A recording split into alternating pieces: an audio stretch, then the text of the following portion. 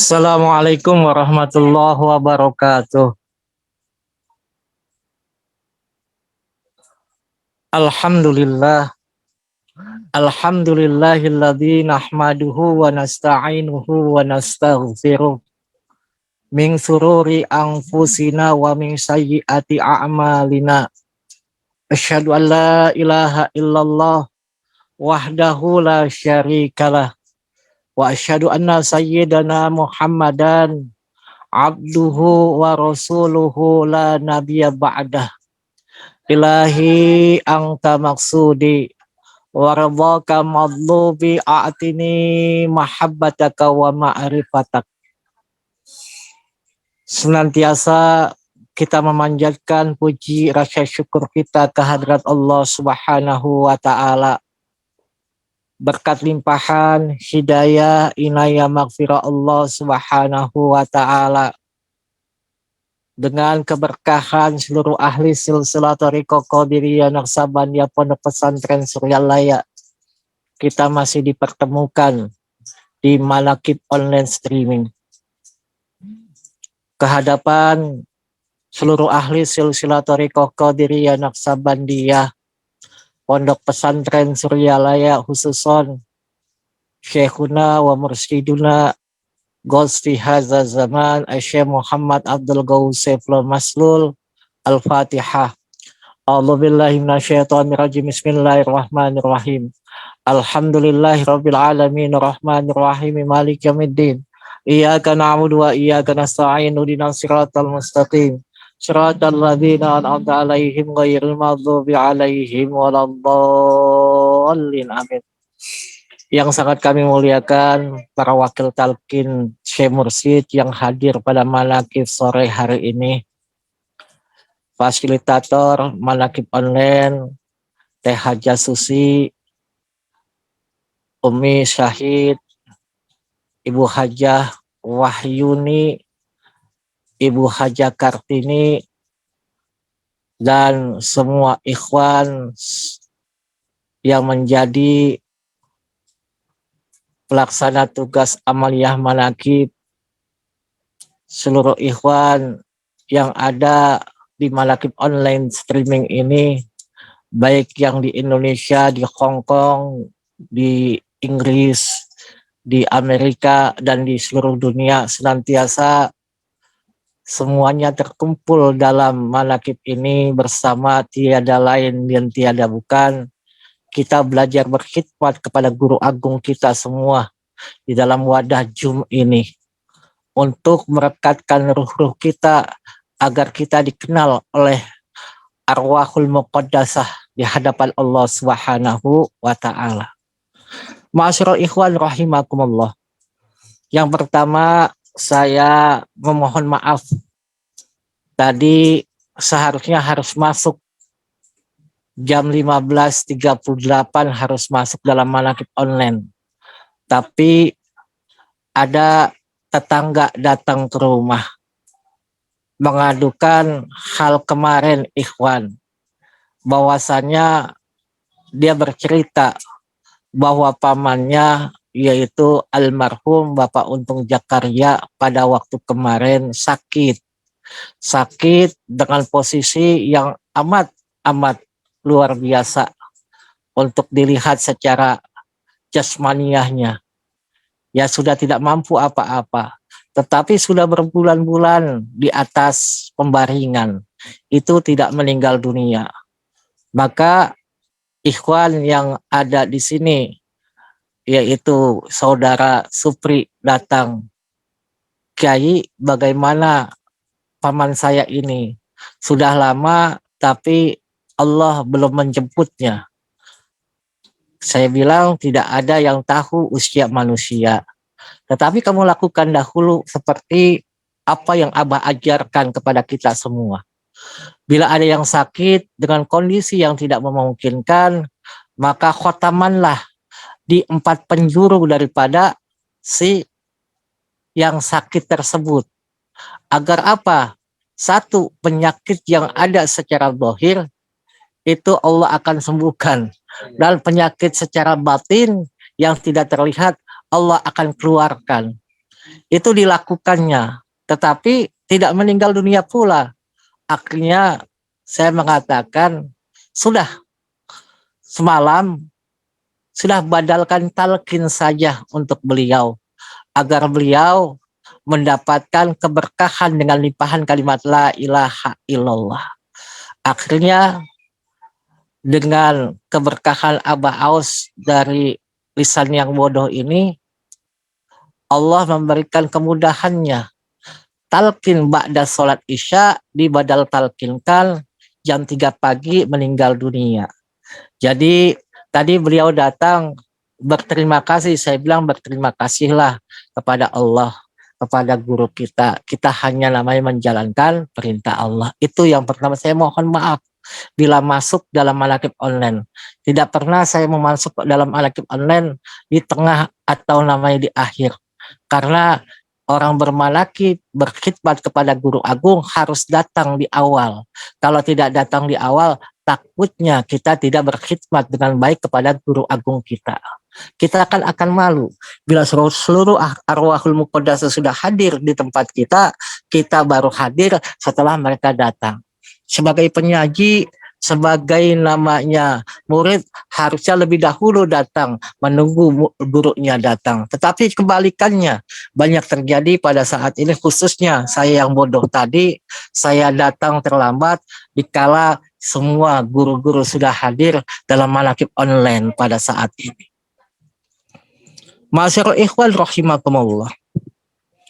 Baru-baru ini kita sudah mengetahui bahwasannya setiap musibah yang datang, setiap musibah yang akan sampai ke dunia ini hakikatnya dari Allah Subhanahu wa taala. Dan musibah, bala atau bencana itu datang tidak akan datang kepada siapapun kecuali mereka melaporkan, seperti dalam manaqib Tuan Syekh Abdul Qadir Jailani. Setiap datang tahun memberikan salam kepadaku. Setiap datang bulan, hari, jam, menit, detik menyampaikan salam kepadaku. Itu menandakan bahwasannya sebelum bala itu turun ke dunia ini, maka sudah melapor dahulu kepada guru agung kita sebagai sultannya Aulia atau wali kutub pada zaman ini. Maka setiap ikhwan yang mengatakan bagaimana keadaannya saat ini dalam keadaan seperti ini, maka Abah mengatakan banyak-banyaklah istiqomah dalam beribadah kepada Allah Subhanahu wa taala. Kita sudah punya perangkat-perangkat yang luar biasa untuk menghadang semua itu, untuk namanya memberikan sebuah keseimbangan dalam kehidupan ini, baik yang sifatnya secara jasmaniah maupun sifatnya secara ruhaniyah. Bagaimana kita semua melakukan ibadah-ibadah yang Allah berikan kepada seluruh ahli silsilah, dan seluruh ahli silsilah wabil khusus Abah Aus memberikan kepada kita. Kita dipelajari untuk belajar sholat di awal waktu, beribadah seperti yang dilakukan oleh guru kita, semampu kita untuk melakukannya. Apalagi kita mendapatkan sholat sunnah lidafil bala dikala mau mata kita baru melek, dan dikala kita mata kita akan tertidur, itu pun sudah diberikan berhenti untuk menghindari bala yang ada. Itulah yang menjadi orang yang beriman. Berbagai kondisi itu tak akan membuatnya bergeser sedikit pun untuk menerima dengan ridho serta mensyukuri atas apa yang Allah berikan. Sesuatu yang baik maupun buruk, sebaliknya bagi orang yang kufur atas nikmatnya, ujian kecil saja akan membuatnya berkeluh kesah dan merana. Pangersa Abah telah memberikan contoh pada kita untuk membuat imunisasi atau vaksin dengan resep yang telah dicontohkan oleh baginda Rasulullah SAW. Yang pertama adalah bersihkan diri dari segala penyakit hati seperti kopet, kikir, pelit, serakah, banyak menghayal, melamun, sombong, ingin tenar, iri, dengki, lupa kepada Allah, ujub, ingin dibanggakan, berpaling dari kebajikan, dendam, kusumat, unek-unek, pemarah dan mudah gampang marah. dan menghormati orang kaya yang soleh karena kekayaannya. Kufur nikmat, mengedepankan sifat tercela, menghormati tamu gedean dan mencampakkan tamu kecocokan atau tamu kecilan, mabuk pujian dan lain-lain. Hal-hal itulah menjadi mediator masuknya penyakit dari luar diri kita. Kadang-kadang kita tanpa sadar kita terlalu menghormati orang yang lebih kaya dibanding orang yang papa, orang yang tidak punya apa-apa. Padahal kalau kita lihat guru kita, tidak membedakan siapa yang kaya, siapa yang miskin. Di hadapan Abah, mereka adalah makhluk-makhluk Allah. Mereka adalah manusia-manusia yang sedang datang berobat ke tempat berobat, yaitu dokter ahli daripada segala ahli, agar diperbaiki akhlaknya, agar dibersihkan hatinya, agar mereka semua bisa menghargai dengan yang di atas, dengan yang sepantaran, dengan yang di bawah, ataupun dengan yang orang yang miskin. Masyaallah ikhwan rahimakumullah. Maka yang kedua, imunisasinya adalah memperbanyak berbuat baik untuk diri sendiri dan orang lain. Seperti yang kita sudah lakukan, sholat sunnah, sodakoh, menafkahkan sebagian harta, taat serta tunduk patuh pada peraturan agama dan negara. Pandai-pandai menempatkan diri, yaitu merasa di bawah orang lain, yang akan berbuat timbulnya sifat saling menghormati. Lebih-lebih laksanakan apa yang dalam wasiat bangsa guru almarhum, tanbih sebagai sumber kesehatan jasmani dan rohani. Itu adalah bagaimana kita mencoba berbuat baik tanpa reserve kepada siapa saja. Yang terpenting memandang semua orang dengan husnuzon, dengan kebaikan yang ada, kebaikan yang senantiasa tercermin dalam diri pribadi kita semua yang dipancarkan oleh guru kita. Dan yang ketiga, imunisasinya adalah banyak bersodakoh. Sodakoh dapat menyembuhkan penyakit. Maka Rasulullah SAW bersabda, dawu mardokum bisodakoh. Sembuhkan penyakitmu dengan sodakoh. Dalam hadis lain yang diriwayatkan oleh Ad-Dailami dan Ibnu Umar, sembuhkan penyakitmu dengan sodakoh, karena sodakoh menolak penyakit darimu serta menjaga kekayaan. Jadi kalau orang yang sodakoh itu bukan berarti hartanya akan habis, hartanya akan berkurang. Harta yang dikeluarkan oleh mereka untuk jalan sodakoh kepada Allah, yang hakikatnya kepada Allah, yang disampaikan kepada manusia atau kepada makhluk lainnya, itu tidak akan berkurang. Mereka akan mencari kawannya lagi agar hartanya akan berlimpah karena mereka memberikan kesenangan kepada Allah Subhanahu wa Ta'ala. Maka sedekah akan menjadi masker yang sangat ketat menjaga masuknya penyakit dari luar serta menjaga semua kekayaan baik harta maupun keluarga. Sedekah diibaratkan investasi berharga untuk menyelamatkan diri dari berbagai bencana. Orang Sunda mengistilahkan banda tatalang raga. Maka orang kopet, pelit alias keket, mengkene merger hese, buntut kasiran, hidupnya akan mendapat kesulitan. Malah malaikat pun selalu mendoakan orang kopet yang pelit dengan kata semoga hilang.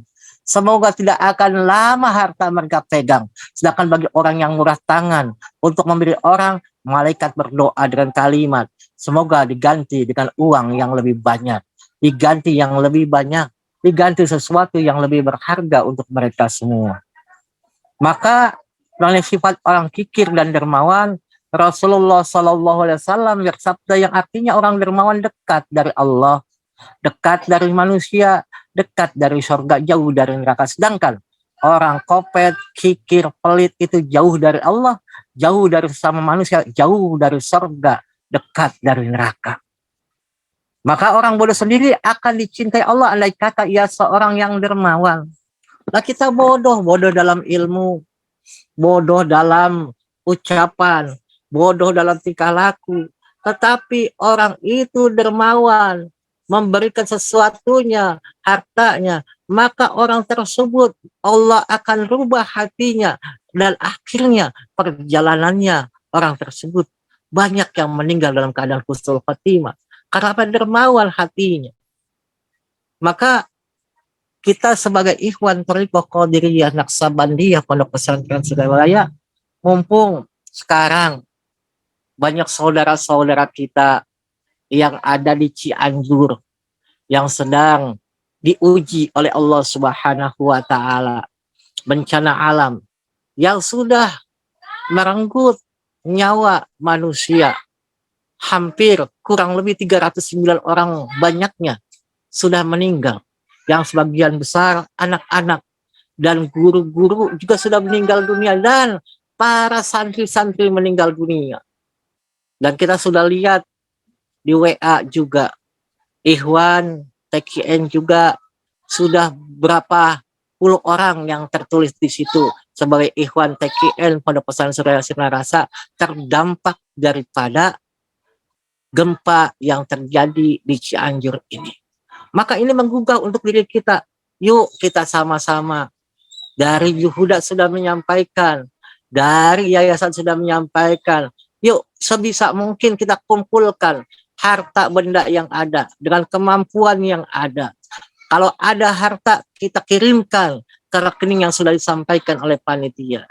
Di dalam tiap manakib sebelum sampai tanggal 30 kumpulkan untuk mereka kekurangan makanan, kekurangan minuman, mereka kedinginan, kekurangan sarung, kekurangan semuanya.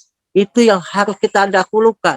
Jangan kita mementingkan diri kita pribadi, tapi kita lupa sesungguhnya Allah memberikan rezeki kepada kita untuk kita sampaikan lagi kepada mereka. Maka kita sebagai umat baginda Rasulullah SAW pasti akan mendapatkan ujian. Yang pertama, ujian berupa perintah Allah. Apakah ujian yang diperintahkan oleh Allah seperti Allah perintahkan kepada Nabi Ibrahim untuk menyembelih anaknya Nabi Ismail? Itu pun harus kita laksanakan.